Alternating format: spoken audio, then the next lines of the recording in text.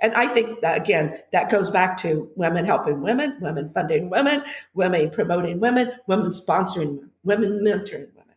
Let's keep doing it. But let's also step back every now and then, take an inventory of the women in our life and the men in our life and say, what can I do to help sponsor them to the next level? And I think we need to do more of that. Welcome to Voices of Leadership, the podcast that shines a spotlight on the remarkable women of the International Women's Forum. I'm your host, Amy, and I'm inviting you on a journey through the minds of trailblazers. Each episode is a candid conversation with women leaders who are reshaping industries, defying norms, and being instigators of change. Through these conversations, we aim to ignite a fire of inspiration within you, whether you're a budding leader, a seasoned executive, or simply someone with a passion for growth. On today's episode, we talk with Sherry Shannon VanStone, a trailblazing, successful serial entrepreneur. Sherry is currently the founder of Profound Impact and the co-founder of Women Funding Women. And she shares with us her wisdom about leading startups to successful exits, the future of AI, mentorship, and so much more. Hi, Sherry. Welcome to the podcast. It's so great to see you. Thank you, Amy. It's such a privilege to be here. And I'm excited because I've heard of the success of this podcast and looking forward to the conversation. Oh, me too. Well, part of the success is when I talk to people, I ask them how they heard about IWF, and your name comes up frequently. So I think you're part of the success too, because we have such great members. On that, you are involved in IWF currently as the membership chair of the Waterloo chapter, which is where we met each other. Can you tell us how you first got involved in IWF? Yes, I met with Sarah Shortreed, and it was, we just had coffee. I'd never met her, which was strange. And she reached out. I even forget how that happened. And we had coffee. When we finished our conversations, we were just talking more about women in leadership roles within corporations. Of course, she's been in large corporations as a CIO. And then at the end of the conversation, she goes, I'm a part of this group called International Women's Forum. Have you ever heard of it? And I said, no, I have not heard of it. And she says, well, here, I'm going to send you some information on it. I'm going to email you some information on it. Think about it and let me know if you would like to be a member. At that time, she was membership chair of the IWF Waterloo chapter. And so I accepted the membership and started. And then when I go to my first meeting, who do I see? A lot of people I knew from the community. So now you're on the other side. Yes. And you're meeting with people and you're bringing them on board, which I think is great. Yeah. And it really is. It is a good way to get to know all the members, is be the membership chair, not just the new members, but the existing members, because you're talking to them often. It's been a great opportunity for me. So I know you get asked this all the time, but I'm still asking it because I want to know. You've worked as a cryptological mathematician for the U.S. government, which my understanding is code breaking. And I would like to know, is it as cool as it sounds? Yes, very cool. Not only do you break codes, you make codes. And so, I had the privilege to work for the U.S. government for 6 years. And in 4 of those years, I spent in different offices doing different roles. Some were in more of what's called signals intelligence, where you collect information and then you work with that information in some way to make it understandable. So that may be being decoded. If it's voice, it may be just looking at the voice quality. And then on the other side, that there is the making of codes. Now, I didn't spend a lot of time doing that, because the codes are so sophisticated. It takes years to make a code, and just not one person does it. None of this is done in individual. Mm-hmm. There may be some geniuses that were there that could do it, but most of the time I was in a group of people, which was lots of fun. We had different skill sets. Then I got to make codes and break codes.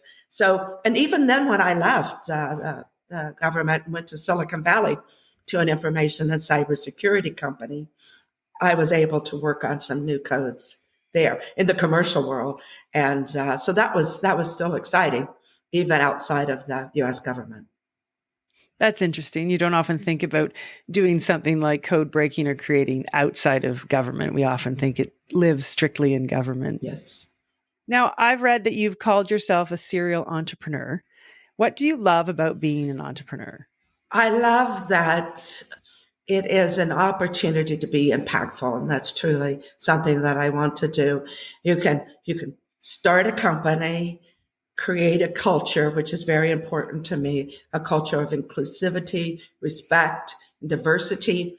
And then you can see it grow, just like you planted a seed, and you can see it come to something. And then you would see, what do you do with it after you have it to a certain place? Do you sell? Do you go IPO?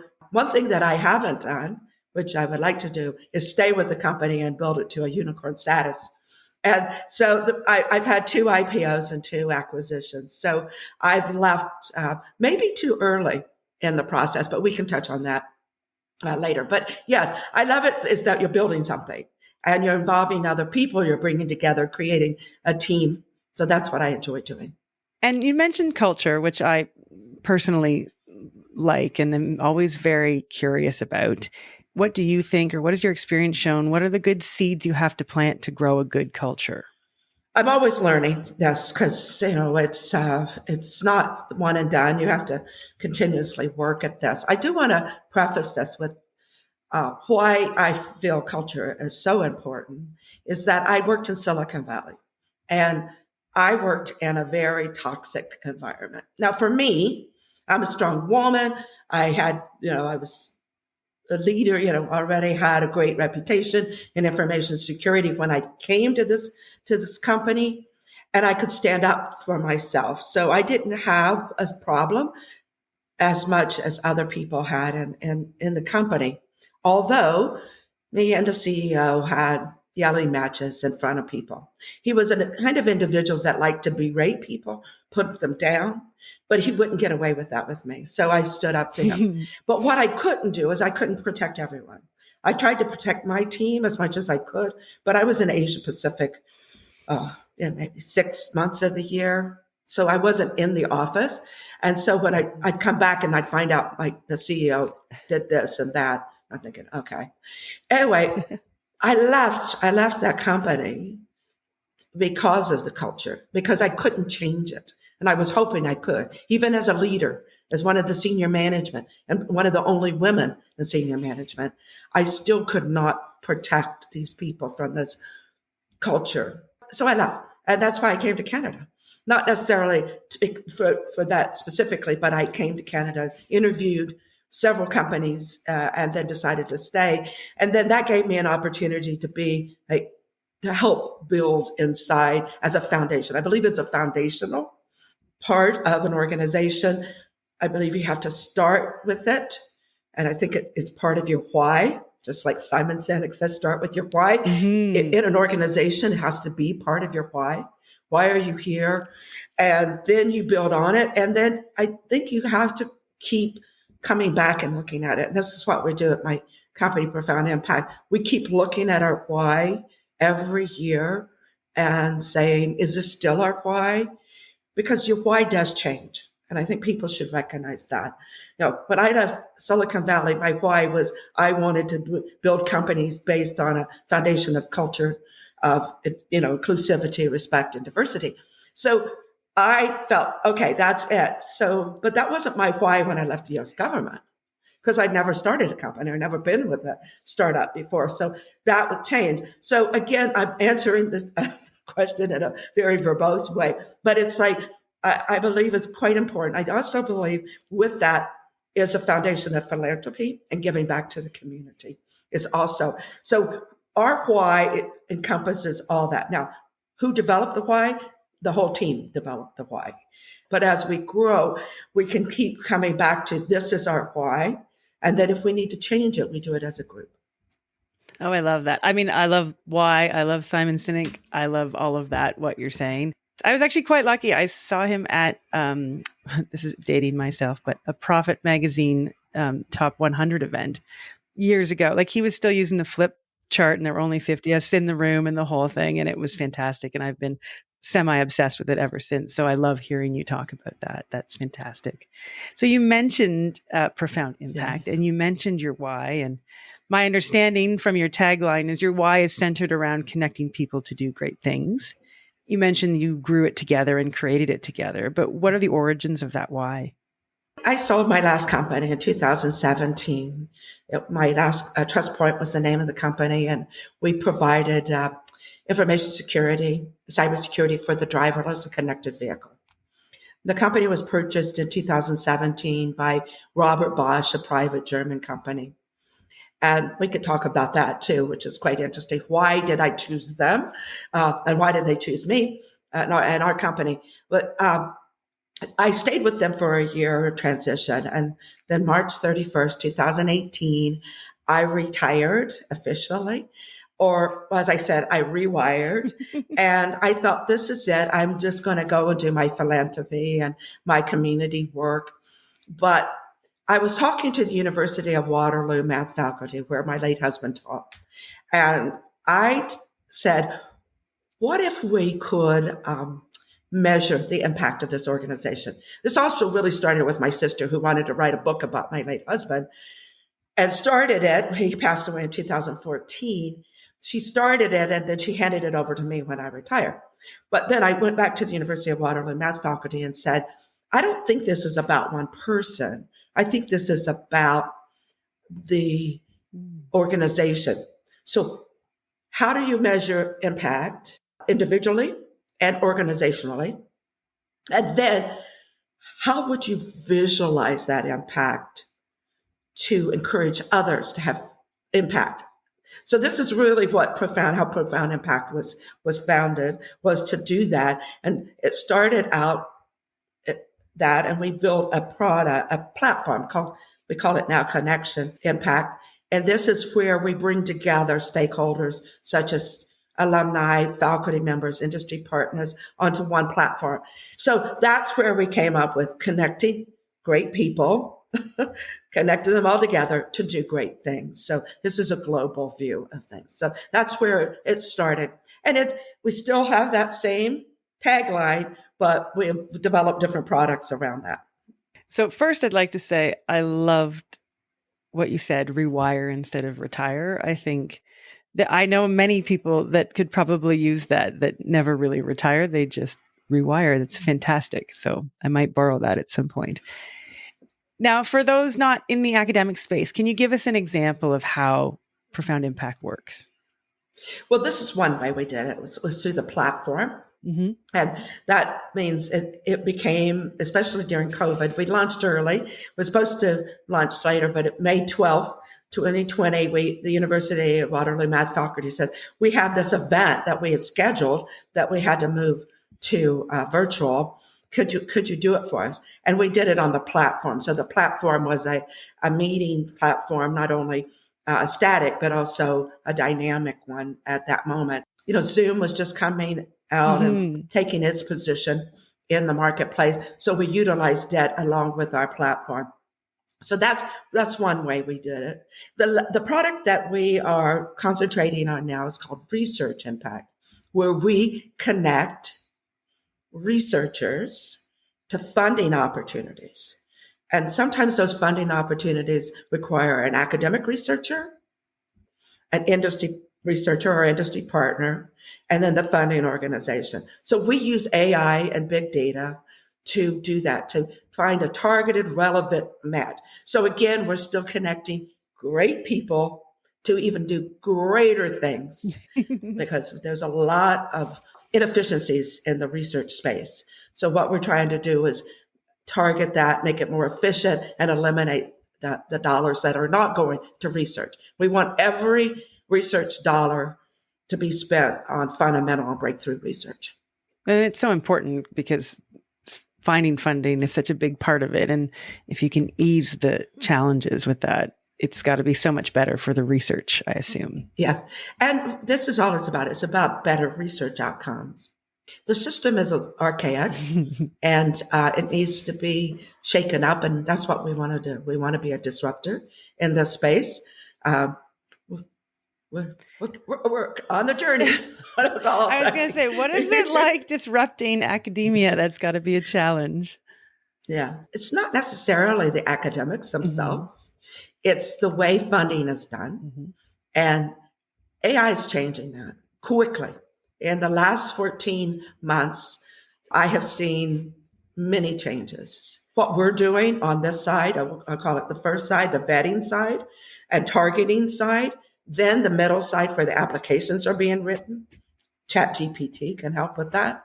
And then on the funding, the organizations and how do they vet those increase? Maybe 10, an order of magnitude, maybe 2 orders of magnitude, the number of applications that they were receiving. We can use more technologies on that side. So that's what I'm saying, disruption. And then we can look at the inefficiencies also across this and the biases. I want to talk a little bit about that. There are biases in the process because it may be built into the AI algorithms, which we're trying to avoid. But with human beings, we know they're biased. And my late husband was on the insert committees and he was on the peer reviews.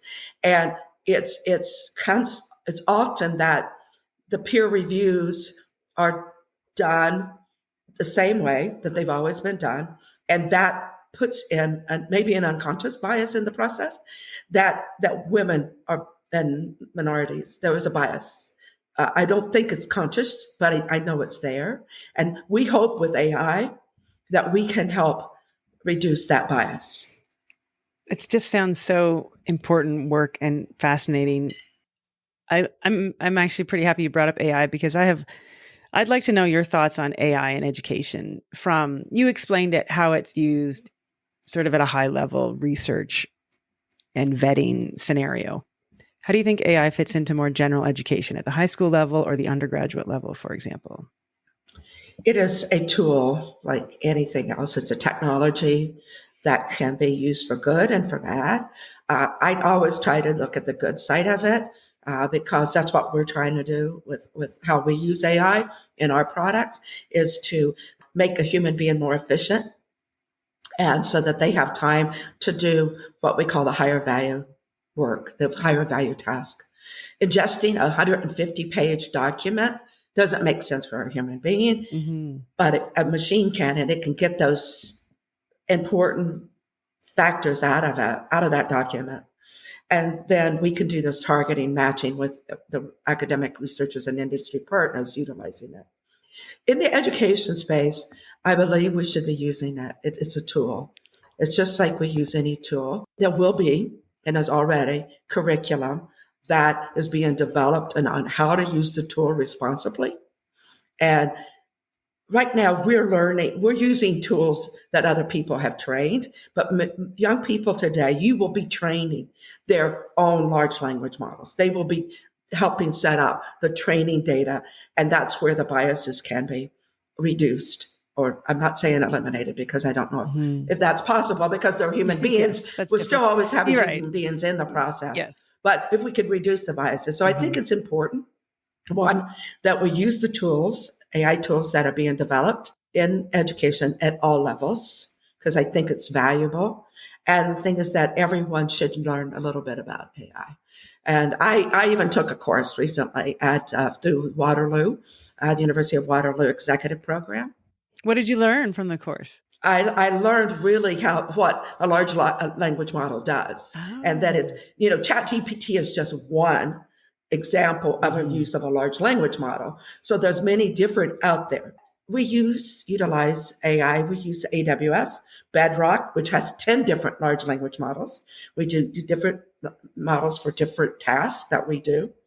The thing is that we're at our stage, we're not going to go out and create our own large language model and train it. We're going to come in to one of the steps, and we're going to come in over here, and we're going to fine tune it as much as we can for our own use. And there's now organizations out there that are working towards, let's try to remove the biases. Don't make this just a black box anymore where we don't know what data it's been trained on. Let's be transparent, and let's also police it. And there's human beings involved in policing it.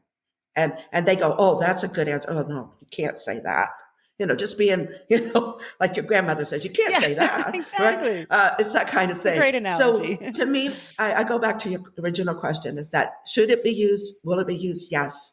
Should it be monitored? Should it be regulated? Yes. I don't know to what extent. I just go back to my own experience with information security. We did my company, Certicom. We did the security for the BlackBerry. We worked closely with Research in Motion at that time. That we helped them establish one of the most secure devices out there. Mm-hmm. It was so secure, the bad guys were using it too. There's a tagline for you. Yes, yeah. So that's the thing with technology. The people who have good intentions will use the technology for good, and the bad actors will be bad. But we built the most secure device out there that no one could break it. I know, and I've heard that, and I didn't know that was you. Yeah. That's so cool. I love that. Yes, it was Certicom, and my late husband. He has 450 patents. That's awesome. That's so interesting. I love it. Well, I'm glad that you said that, because as a mother of teenagers, I want them to learn how to use it, and it's not there yet. It's taking a long time to get into the classroom or the education systems. But it is happening. People are developing that, and they're developing the tools. We need to understand that this is this process will continue. This is not we do one tool and it's fixed for the next 5 years. Mm-hmm. The technology is improving so much and it's rapidly changing, and the applications are huge in how we learn, and then what we learn is going to be affected by AI. It's great. It's great advice to hear from you. I appreciate it. Thank you. So we've talked a little bit about profound impact, but I would like to talk a little bit about a newer venture of yours called Women Funding Women. Can you tell us what that is and why you started it? Women Funding Women is a collective to get more angel investors to support women founders in their pre-seed and seed financing rounds. So that's our mission. That's what we are. We're not a fund. We are a supporter of the ecosystem. Mm-hmm. There's a study out of the 51, which is a group out of Calgary, and the 51 stands for 51%. Women are 51% of the population. So the 51 published a research paper last year. A research study. It was a study with a lot of research done behind it. And it said that if we could get women to invest the same level as men invest, we could inject $3.22 trillion in the available capital markets. Right now, only 1.9% of all VC capital goes to women-led ventures. We have to change this. So I'll tell you a little bit about the genesis. That's what we are now. So I was raising funds for Profound Impact last year about this time, and this was a tough raise for me. Now I understand a little bit the economic environment's different, but also maybe it's me because I've been a successful entrepreneur, but in the information security space. So maybe I don't have the same credibility in the AI space. So I didn't have any problem raising money in the past, but I did this time. And also, I had never pitched to angel groups before because I never had to. People come to me to want to invest. Mm-hmm. I did go out and talk to individual investors, but I didn't pitch to a large group. It's a different process. Yes. It's a different process. And I feel that it is somewhat broken. There needs to be some revamping and disrupting. One group that I pitched to, there was not a single woman angel at the table. Still, that's just crazy. And then what I received, my feedback was, Sherry, I think you should go and get some pitch coaching. It was just like, I'm going, don't you want to ask about my go-to-market strategy? Don't you want to ask about my team? So I listened to them, and I did, and I then sent them a little note saying, I went to Communitech, I went through this class, and my pitching got 100 got an A+, got a whatever. And they didn't even respond to me. Oh, I'm so sorry. And I said, well, thank you for taking my advice. We appreciate that you are coachable. And I said, you know what? I'm not pitching them in anymore. I'm not pitching to these groups anymore. So I was able to engage with a family office in Toronto, and they brought in, there were men in the room too, but they brought in women of wealth that had never invested, but had the capacity to invest. And so I was able to close a $3.25 million round, with the majority being female, first-time angel investors. So that's just what we went out. And Deborah Rosati, who is also the chair of Profound Impact's board and an investor in our company, was with me on that journey. And she's been in startups for years. She was a VC, and she's going, wow, what's happening here? So then we said, we need to do something about this. We need to be a catalyst for change. We can't just talk about it anymore. So we reached out to a lady named Lara Zink, and the three of us got together with several other women around the table. And we said, we want to do something. We want to start something. We want to have an initiative. So how do we work as a collective across Canada, coast to coast to coast, to change this? And we just launched last week. I know, I saw, which is why I wanted to ask. Yeah. And the first night was just introducing everyone to the concept. And Joanna Griffiths from Nix was our keynote speaker, and she spoke about her journey. And you might know, our audience might know, that she sold her company the highest amount of any female founder. It was awesome. She talked about her struggles, her journey, her personal struggles. It was a great kickoff, a great launch. Then the next day, we came together for a founder roundtable, where we brought in 18 founders, female founders, across all industries. We had consumer products, we had security and privacy. It was a whole gamut. So the founders stayed, and the VCs and the funders moved around, and each founder was able to meet with 4 different groups. And the whole objective was to learn from it, learn how to talk to VCs, and the VCs were there to help them. If they didn't even feel it, they said, this is not the right investment for me, but I know this person and I know this person and I can connect you. So it was really there to help each other. And then the angel investors were there because this is what we want. We want to get more angel investment in these these pre-seed rounds. And almost everyone was at a pre-seed round, the founders. So there was a lot of energy, high energy.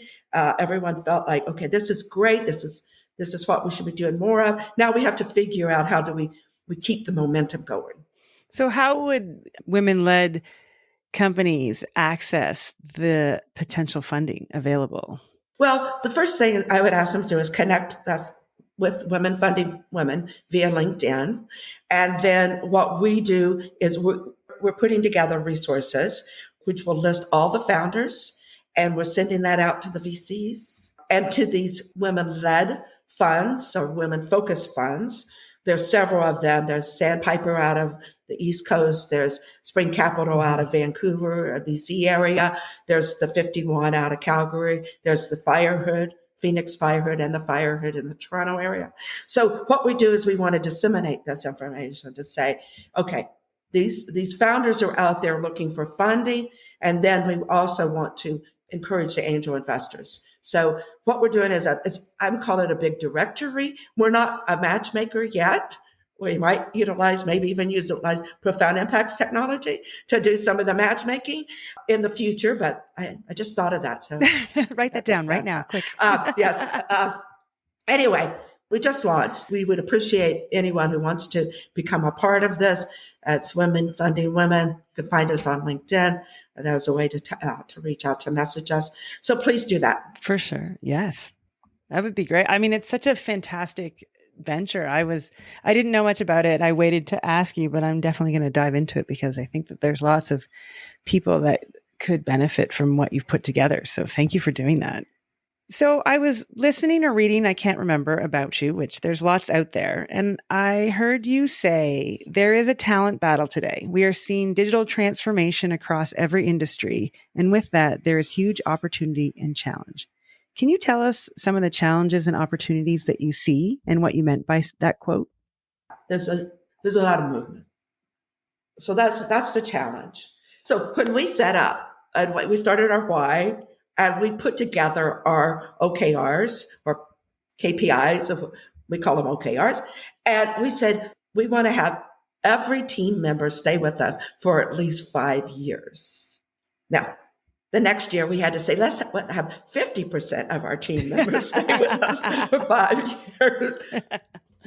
Because what we found is that because we also a virtual company. Mm-hmm. So that allows us to hire all across Canada and the US. We don't right now have anyone outside North America, Canada, or US working with us, but we could if we found the right person. But we found that by doing that, and also because we are a virtual company, coming together, especially during COVID, was very difficult. Well, impossible. We found in that first couple of years, we were losing people. And I don't blame them because they get to come in, they're young people, and they have an education, of course, in the relevant area. They don't have necessarily any of the experience, but we were able to give them experience with AWS serverless architecture, which was brand new, and now AI tools, getting to play with all the latest ones of that. So, of course, within a year, look at their resume. It's like, okay, I'm going to go out and shop around and see what else I can do. And we're a startup. So they go that maybe they felt that they needed more security with a large organization, one of the banks. Anyway, so that's the challenge because this is the future of work. People are not going to stay 5 years with you. And so we found that. So that's the challenge. Now, the opportunity is that you get an opportunity to really train them. And that makes it impactful. So everyone that has left us since we started in 2018, I send a quarterly newsletter to them, an email. I love that. That's so great idea. It's more than a newsletter. It's a personal email asking how they're doing and telling them what we're doing because maybe they'll want to come back sometime. And we're part of their journey. They're part of our journey. And just because they left, they're not the enemy. And even if they would go to a competitor, they wouldn't be our enemy. They're still one of us. They're part of our alumni association. And so that's an opportunity. And that's an opportunity to give. We trained them. And they learned a lot, and then they went on and they utilized it somewhere else. So I think that is a huge opportunity. I think people should accept it. Good for you. I mean, for recognizing the need to adapt how work is and how people will move between companies. I think that's going to hinder some companies that get upset when people don't stay for 30 or 40 years like they used to. Yeah. But I think that every company has to realize that won't. Yes. That there's 100-year life cycle. I think you've heard of that. Yes, I have. That, we have to be prepared as employees, but we also have to be prepared as an individual. And if you're 20 years old right now, you most likely are going to change jobs and even change areas of expertise in industries. And you're going to work longer because economically it makes sense, and intellectually you want to be challenged longer. And because we're going to live longer, you think, okay, it's not going to be, I'm going to be educated, then I'm going to stay in this job, then I'm going to retire, and then that's it. No, I'm going to be educated, I'm going to take a job, I'm going to get more education, get another job, and then. So we all know that this is happening. So an employer cannot have that mindset. The other thing that this allows, this is a huge opportunity and talent, is the culture. They will demand more. Employees will demand more. They want to know what they're going to learn. They're going to know what the culture is. Are we giving back? Are we taking from the world? Are we giving back to society? So these things matter. And so I think that's the challenge. And again, a huge opportunity, because look at what you can do. You can say, okay, you're going to come and this is what you get to learn while you're here. And then furthermore, this is our philanthropy. We do a social impact report every year, and people can download it from our website, what we do. So we measure. We're trying to measure. Again, we believe in measuring, trying to measure impact. So we do as a company a social impact report that tries to address all of these things, our DEI and belonging strategy, to our philanthropy, to our carbon footprint. So yes, so we have all of this as a responsibility as companies. And I believe even a company as small as us, that is because it's foundational, it's very important to get it set up. I mean, don't wait till you're a 100-person company. What you can accomplish with a little transparency is remarkable, I think. Yeah. So I'd like to talk a little bit about mentorship. You have worked tirelessly to promote women in STEM, and you have inspired and been a mentor to many women over the years. But I've heard you speak about Linda Hassenfratz being a mentor to you over the years. What have you learned from her, and why is it important to still have mentors later in your career? I learned a lot from Linda. She's gracious with her time. She's a very busy and a very successful. What she's done at Linamar. Of course, her father founded the company, but she went from working on the factory floor all the way up to becoming the CEO and president. And what she did, and she brought that company, to multi-billion-dollar company. And what I learned from her is they acquired a lot of companies. So it's about not trying to do everything yourself. As the saying says, you might be able to go faster alone, but you can go further with others around you. So building up teams. She was doing that through acquiring, because you can't always build it up internally. The other thing that I learned from her was, and I wrote this down because it's important. This is not the way she said it, but this is the way Ted Lasso said. The best we can do is to keep asking for help and accepting when we can. And if we keep doing that, we'll always be moving towards better. And this is what I am still trying to learn. Please ask for help. And I say this because I was in conversations with Linda Hassenfratz about our products at TrustPoint, because they were in the automotive industry and we were cybersecurity for the automotive industry. And I never once asked her, would Linamar be interested in acquiring us or investing in us? I never asked the question. Why didn't I? I was in conversations with her. I had many opportunities to talk to her about this, but I didn't. So after I had signed my letter of intent with Robert Bosch, I get a call from Linda. Now, she doesn't know that I just signed a letter of intent. And I just kicked myself saying, we could have kept this Canadian.